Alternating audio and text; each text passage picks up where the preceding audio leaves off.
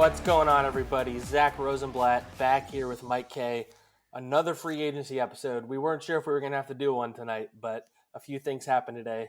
Let's go through the minor moves first. So we got Nate Sudfeld re-signed, which I think we were a little surprised about, the two of us. The timing, at least. Yeah, the timing. Yeah, so it seems pretty clear that maybe he didn't really have any interest, probably. We'll talk about that later. Jordan Howard signed with the Dolphins. Kamu Grugier-Hill signed with the Dolphins. The Eagles re-signed Jalen Mills. The Eagles re-signed Rodney McLeod. And the big one, the Eagles declined the option on Malcolm Jenkins. He is no longer going to be a Philadelphia Eagle. I know, since I don't technically cover the Eagles in the same way anymore, I didn't have to deal with it as much. But what was, before we get into the specifics, what was that hour stretch where it was one thing after another? I think it started with Kamu, or did it start with Sudfeld? It was one of those two guys. No, it started with Jalen, and then Josina had the Jalen report, and then I was down. Oh, I was walking my dog, and the Jalen report. There was your mistake. Yeah, obviously, I was walking the dog, and the Jalen report came out as I was coming up the elevator, and then right as I walked in the door, Kamu. I got the text message about Kamu, and confirmed that contract, and then immediately as I sit down to write, Jordan Howard then gets signed by the Dolphins. To a bigger deal than I expect, 2 years, $10 million. That's a pretty good deal for a running back. Yeah. A lot to say about that one. Yeah. And then as I'm finishing up Jalen Mills' article, boom, Malcolm. It was almost like it was planned that way. I know it wasn't, but I think what happened was Mills leaked out, and then they knew that they were going to kind of have to address it at some point, so we might as well rip the Band-Aid off. You know what I mean? It seemed like they were sitting on that statement. You know what I mean? So, listen, I've gotten to cover some of the greatest people in the league in my career. I covered Walter Payton winners in Calais Campbell and Chris Long.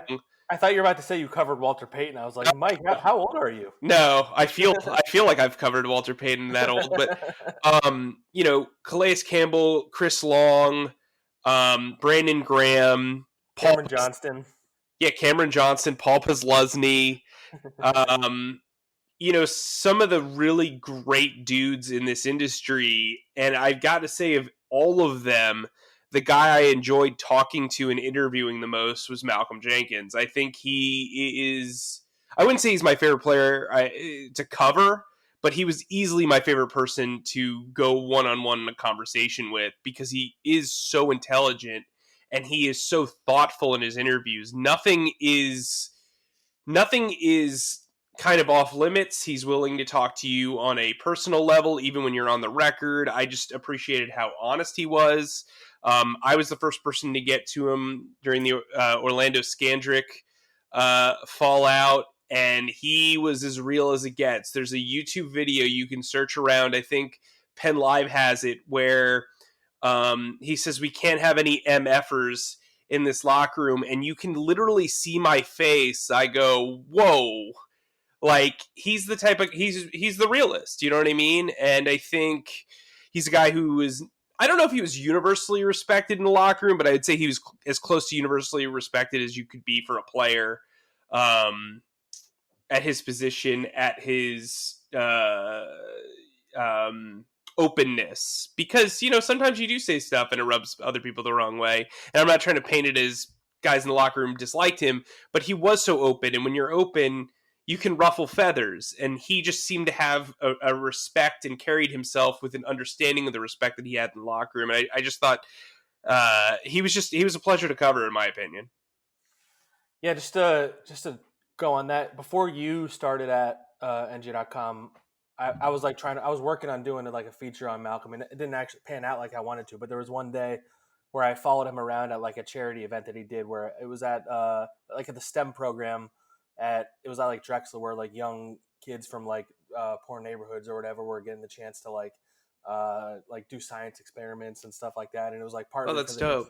It was partly because of his funding, and I got to walk around as he was seeing all of the money he had put into it, and his contributions like in real time. I saw him like seeing all the stuff they were learning, and it was just like really cool seeing like all the kids just going up to him, and like that one of his biggest impacts is all the stuff he did obviously off the field. Right. With all the police brutality and all the stuff. We talked to lawmakers. He became close with Meek Mill, like all that stuff. I just think that's important to mention. He like off the field, he made a huge impact. He just released. I'll read the statement actually. He released a statement about like how he's going to keep living in Philly. But so here's what he said. He said, "Dear Philly, I'm usually a man with a lot to say. I take pride in my ability to articulate my thoughts and feelings, but today words are escaping me. There are too many people to thank and too many great memories to single anyone out in particular. I can only say I'm grateful to Mr. Lurie for the opportunity to represent this city. I thank my teammates for making me better every single day. I thank the warriors in the community that fight for a better Philadelphia, and I thank the fan base for embracing me as your own. I hope that I'm leaving having given more than I have received. That's always been my mission. I hope I represented you all well. Also, this is my home, so I'm sure you'll see me around. So this is not goodbye, but I'll see you later." And then there's like a little beer emoji. So he's drinking some beer. But, as you're mentioning, cheers. I think it's yeah, it's a cheers. Yeah. But like just from the personal side of things, like you were saying, like, so he's one of the rare guys since we've covered the team, players less and less have been making themselves available in the locker room, I'll say. But Malcolm Jenkins, especially after like a big news item or a bad loss, he was always just waiting at his locker, knowing that he had to talk to the media. And they don't. That's like an old school thing to do. There's guys used to do that all the time. The leaders of a team are supposed to stand in there and take it on the chin and talk about. And Malcolm has said stuff to try and motivate his teammates. And I just think he was always very professional. He always knew what he had to say. And he was the guy who was always doing the speeches before games and in practices. And so that side of I think the Eagles are definitely going to like miss his presence. On the football side of things, they're going to miss him, obviously. He's played every single snap for how many years straight? Well, he's played almost every single snap, for 3 years straight. 3 years straight. But so we've talked about this before. He's probably the best free agent signing in Eagles history. They don't win the Super Bowl without him. He's had a lot of great moments. That hit he had on Brandon Cooks, I'm pretty sure he's still recovering from that. He was a Pro Bowler, I believe, 3 times or 2 times, 3 times, 3 with the Eagles. If you think back to when they signed him, he wasn't even like their top choice that offseason. I believe it was Jarius Byrd, right? Didn't they? Correct. Yeah. Mm-hmm. And that obviously worked out very well.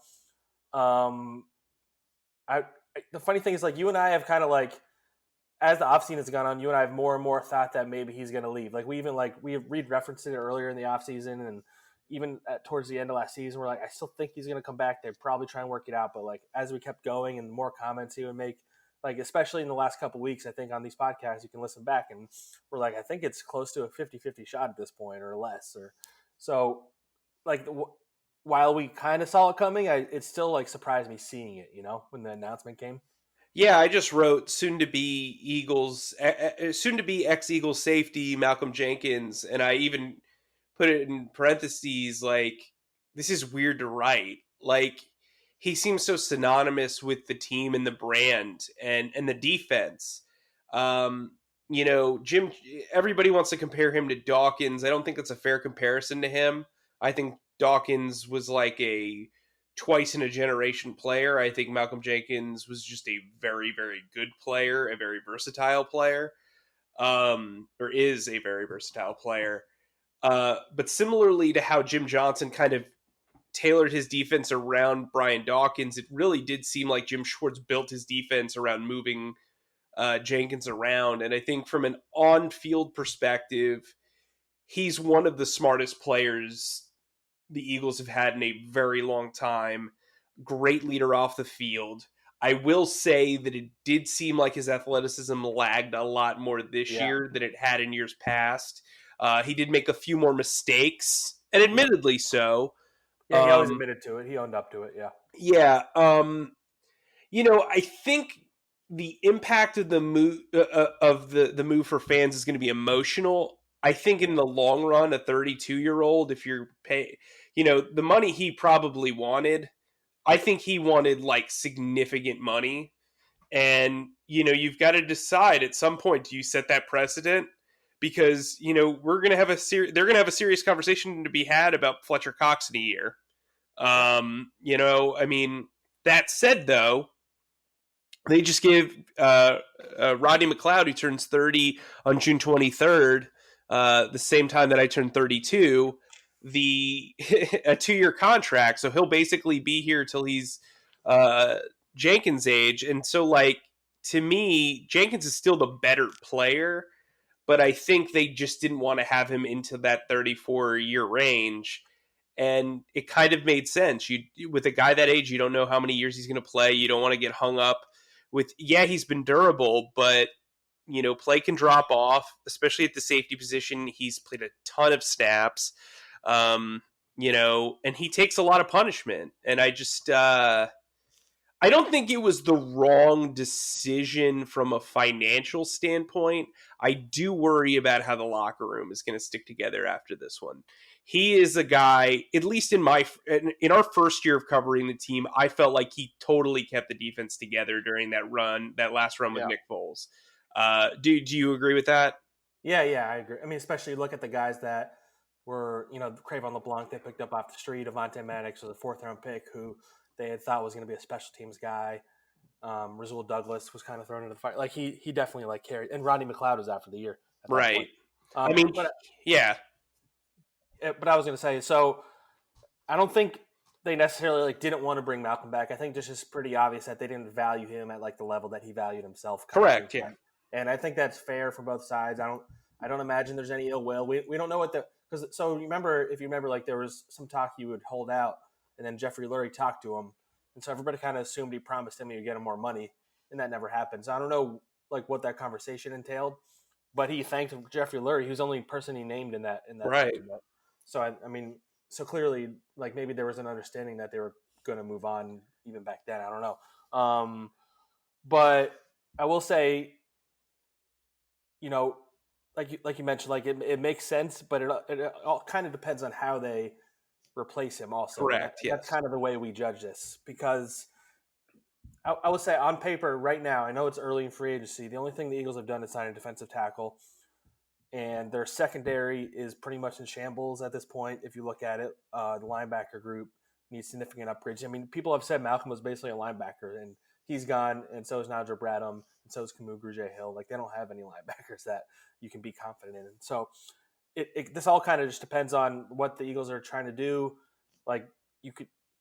The fact that they re-signed McLeod makes it seem like they're not rebuilding, full-on rebuilding, but it is interesting. We're gonna live in a world where Jason Peters and Malcolm Jenkins are wearing different uniforms, which is going to be very strange. But just to go to what happens now, one of the more interesting things to come out of this whole thing was the way the Jalen Mills news was reported. It came right before Malcolm, so it kind of felt like maybe the Malcolm thing was about to drop. But basically, the reporting was he's back 1 year, $5 million, I believe was the number, and he's going to be a hybrid safety corner, which is basically what Malcolm played. And I like Jalen. We both have said that he should be a safety, but I don't really like the idea of him being a hybrid guy. To be honest, I don't know if you want to replace Malcolm with a guy who's never played safety in the NFL before. That's all I'm saying. So I didn't read it that way, and I haven't really talked to anybody who's been able to clarify. But from my from my thinking, I think he's going to be the third safety. I think he's going to be Corey Graham. He's a guy who can play in coverage. He can play in the nickel role. He could maybe be the big nickel. I don't think they're done at safety. Everything I've been told this week is that they are really looking at the safety market. This was before Jalen and before Rodney came back, but I was told that they were really keeping an eye on the external safety market. That's why I was so surprised by some of these moves.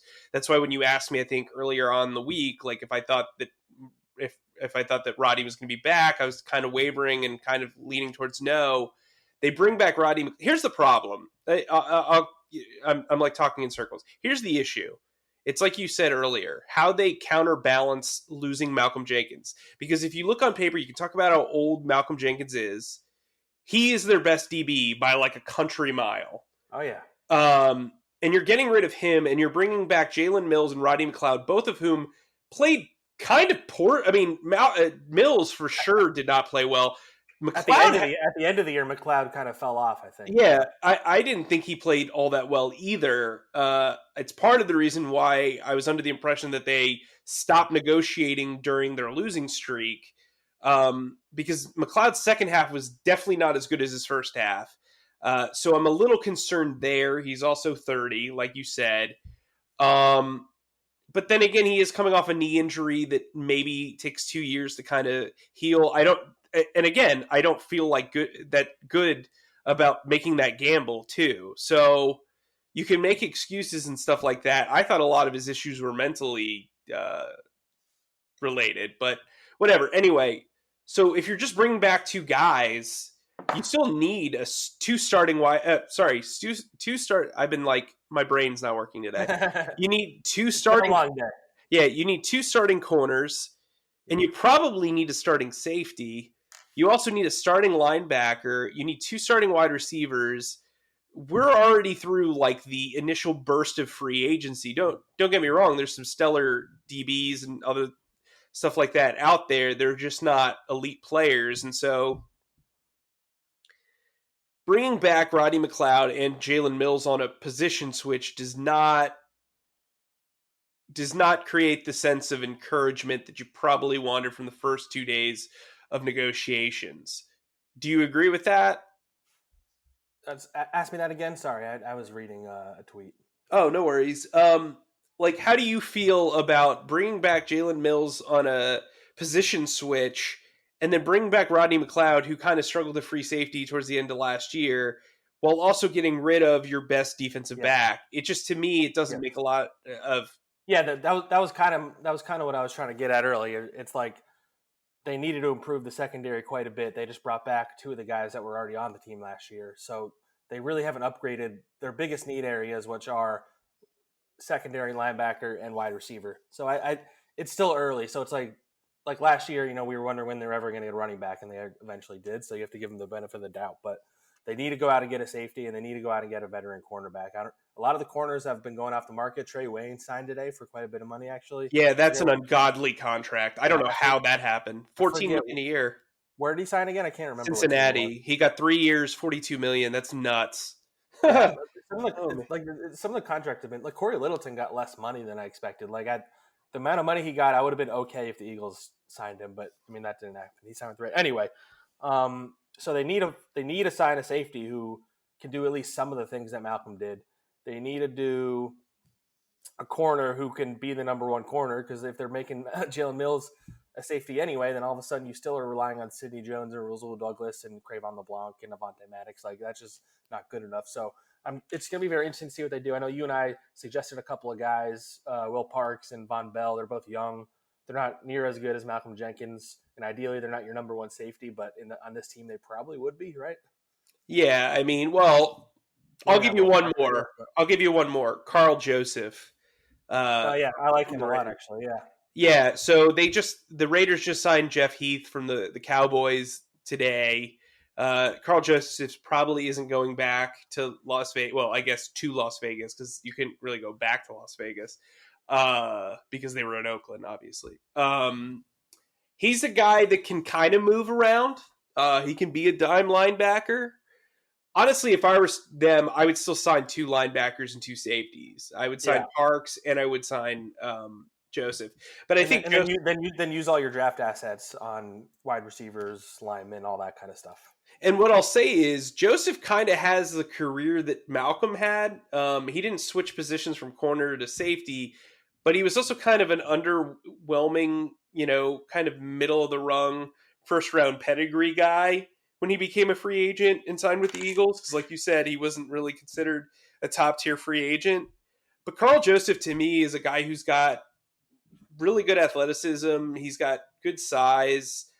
He's a former first-round pick. He's also from West Virginia. He was drafted around the time where they love West Virginia. Yeah, where the Eagles were drafting a lot of West Virginia guys. I do wonder if he's kind of in the discussion. I haven't heard anything personally, but he's an interesting cat. And then corner Prince Amukamara is sitting out there. I think he'd be a huge upgrade over Mills and Darby, just on that standpoint alone, but I think he'd be a really good number 2 cornerback, especially as a veteran. If you're going to draft a rookie like an AJ Terrell or a Troy Pride Jr.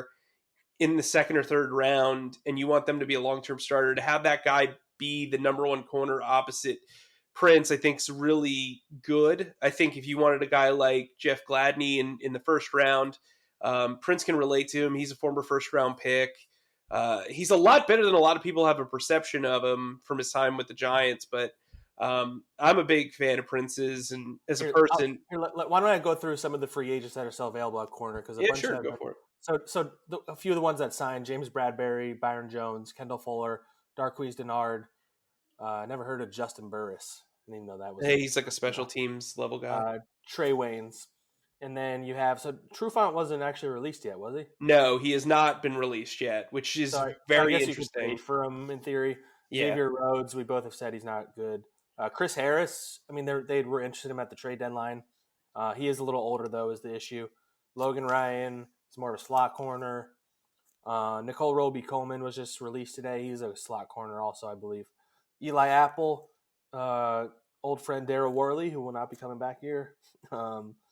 Kevin Johnson, Bashad Breeland, Mackenzie Alexander, Jalen Watkins, old friend. Here, I got something interesting that Tom Pelissero just wrote that's kind of related. When you brought up trades, Tom Pelissero reports of NFL Media reports NFL executives and coaches received a memo tonight recommending clubs should consider including contingency language in trade agreements to account for a scenario where a player is unable to take and pass a physical because of the special rules regarding COVID-19, the coronavirus, per sources. That's very interesting, and I'm wondering if that's holding up some trades. Yeah. Anyway, sorry to cut you off course. No, you're fine. But do any of those names tickle your eardrums? I guess. Honestly, reading that, I just totally forgot about everybody. But I mean, Chris Harris, Prince Mukamara, Logan Ryan. I mean, I like Logan Ryan. He's a Voorhees guy. But he's mostly a slot guy. If you feel good about moving Maddox outside, who I actually thought played better outside in 2018 than he did inside in 2019. So maybe you make him the number 2 corner and you move Logan Ryan inside. He's a guy who can play outside. He played outside in base formation, but in nickel he would move inside. He's fine. Look, you're not going to get a guy who's going to be a surprise all-star the way that Jenkins was when they signed him, but I think you can get some guys like a Mukamara and True. If they can get a Mukamara in on a 1-year contract and Trufant on a 2-year contract, they've got 2 older guys. They can kind of shop Rasul Douglas and Sidney Jones, and then maybe draft a guy or 2 and get them ready for the next step. But everybody wants to get younger at corner. The problem is you're not going to probably rely on 2 rookie corners for a team that's retooling and not rebuilding. They've paid Carson Wentz. They need to win. Like, you don't just rebuild now that you've paid guys. They're still paying Fletcher Cox a ton of money. Brandon Graham's older and they're paying him. Malik Jackson, they just signed Javon Hargrave to a 3-year massive deal. They're not rebuilding. So to go into this season with 2 rookie cornerbacks, you know what I mean? So I do think they need to bring some age in at corner, and I think Desmond Trufant is Marcus Trufant's cousin who played in the league for several years. Desmond Trufant makes a lot of sense to me, and he's either his cousin or his little brother. I can't remember. They're related. You can they're definitely related. They both went to Washington too, I believe. Which they also like. They also like guys from Washington. So Prince and Desmond would be an ideal pairing, I think. They're a little bit older, but if you get them on a short-term deal, I think they make a lot of sense. I agree. All right, before we get going, I know you said you wanted to touch on Jordan Howard's contract. Yeah, oh man. 2 years, more than $10 million, according to ESPN's Adam Schefter. Did not see that coming. Especially, I thought they were going to get Melvin Gordon. That was what everybody was saying. Yeah, and he is a similar style without the receiving ability, I guess. But man, he got traded for a conditional 6th-round pick, and then on top of that, missed 6 of the last 7 or so games with a shoulder stinger that still never seemed to be fully operational because he played one snap in the season finale and then didn't play at all in the playoffs. With the coronavirus situation going on, you can't really take physicals. What a weird contract to offer. I know the Dolphins have a plethora of funds, but like, wow. Because I think I said on the podcast a while back, 3.5 million is probably about as high as I would go. And even that was pushing it for me. I thought 2.5 million made a lot of sense. But man, they're going to need a new ground and pound back. I think they get that in the draft. I think Boston Scott's here to stay. And obviously, Miles Sanders, in my opinion, is a future superstar. But wow, that's a change. Grugier-Hill makes sense for the Dolphins. I think we talked about V going to the Lions yesterday. Sudfeld. Let's talk about Sudfeld really quick. I know we're kind of short for time. The reason why I think it makes sense is because Case Keenum's probably the only guy that fit the mold of experienced backup with starting experience that you could get maybe for a mid-level contract. It turns out the Browns super overpaid for him. And maybe he's insurance for Baker Mayfield, a guy that the current front office didn't select. But yeah, I mean, look, Sudfeld's contract's not impressive. They can easily get out of it. So he's going to make $2 million. He's got a $1 million in incentives, but he's only got $500,000 guaranteed. So if he loses the number 2 job to your guy Kyle Lauletta, or they draft a guy like Anthony Gordon from Washington State, yeah, I'm on that hill. Or they sign another veteran like a Jameis Winston, they can easily cut Nate. Nate's a really likable guy, very good teammate. They have passed over him several times. They kept Nick Foles when they probably should have traded him at his highest peak. They signed Josh McCown the second that Nate Sudfeld got injured, even though they could have kept Cody Kessler for realistically 4 games and then, ran with it. Kessler backed up Tom Brady pretty much all last year. If the Patriots are okay with him, I'm sure the Eagles could have been too. I don't know. What's your thoughts on Sudfeld? Because I'm surprised by the rush to sign him. I think it just maybe his agent got the sense that he didn't have that much interest league wide, so he wanted to get back in the building before the Eagles went and signed somebody else. Would be my guess, because the fact that it's a 1-year deal also, I feel like plays into that. I mean, they clearly like him a lot. They keep bringing him back. Maybe this will finally be a chance to be the number 2 guy. I don't know. Like you said, I feel like they're going to draft somebody, and you can't really carry 4 quarterbacks. So unless they really aren't that high in him and they get a veteran, or McCown comes back and then they cut him or trade him or something. But I get the sense that it's going to be a year-by-year thing with him at this point. Who, McCown or Sudfeld? No, Sudfeld. Like each year they'll do a 1-year deal kind of thing, unless he steps in for an injured Wentz and plays really well or something like that. See, I'm of the mind that the guy needs to prove that he can be a backup. A third-string quarterback is typically a guy who is either a future coach who serves kind of as an assistant coach, a guy like Tyler. I want to say, what's his name?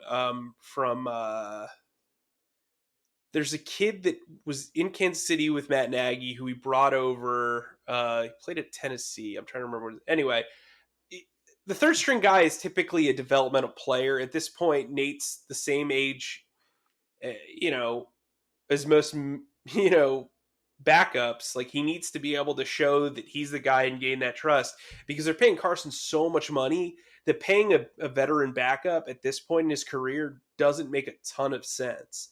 And they just keep stringing Nate along from the standpoint of they keep bringing him back, like you said, but eventually he's got to take the brass ring of being that long-term backup, because you want a guy, a Jim Sorgi, a Curtis Painter. While he's not a starter-level player, you want a guy who Carson's comfortable with, who he can turn to at all times, who automatically knows the offense like the back of his hand. And I think Nate wants to be that guy. I think the team wants him to be that guy. He's just got to show that he is that guy. I agree. All right. We'll end on that note. I'm guessing the Eagles will make the free agency starts officially tomorrow or Wednesday at 4 p.m. We're recording this on Tuesday night, depending on when you listen to this. I imagine there'll be another signing probably by then, right? The Eagles will probably sign a safety or something. Maybe. Yeah, Our luck. you never know with the Eagles. They'll either do it like early or they'll wait until like midnight tomorrow when we're both asleep. Or they'll release it when like 10 other things related to them are Yeah, happening. yeah. Oh my There's God. nothing easy. I made a joke. So, like, you know who John Cena is, right? He's mainstream Of course, yeah. enough.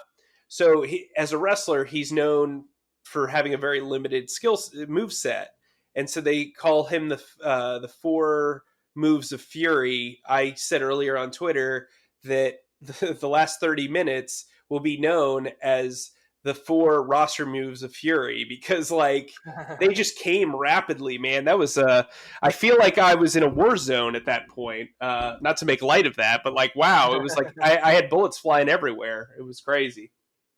All right, we'll end on that note.